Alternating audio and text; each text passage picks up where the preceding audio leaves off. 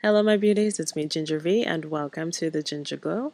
In this episode, I will be showing you how I make my easy peasy granola recipe.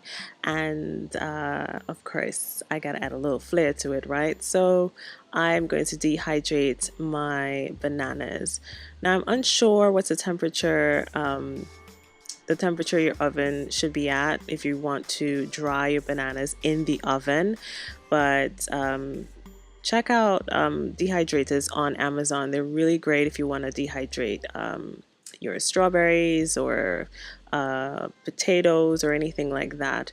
So I like to slice these and place them in the dehydrator for about a few hours. I can't say, maybe like 8 hours or so or longer. They do contain a lot of water, so it might be around 12 hours or so.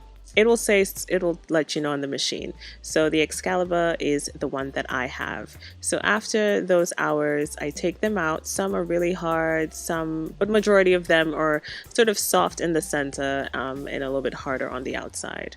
And then separately, I take my coconut oil, my maple syrup, my cinnamon, nutmeg, cardamom, vanilla extract, anything else you want to add to just add some flavor to your granola, along with walnuts and some oats and pumpkin seeds and any sort of seeds that you really like.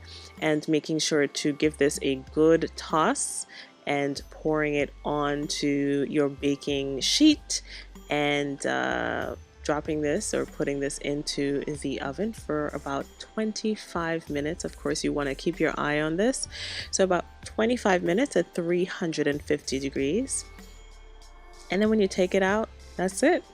And then you add your dehydrated strawberries or bananas or anything you like, your fruit, or eat it with your yogurt, your coconut yogurt, and that's it.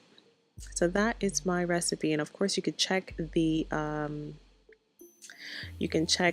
ingredients below this video. So if you want to try this, let me know in the comment section below. Let me know.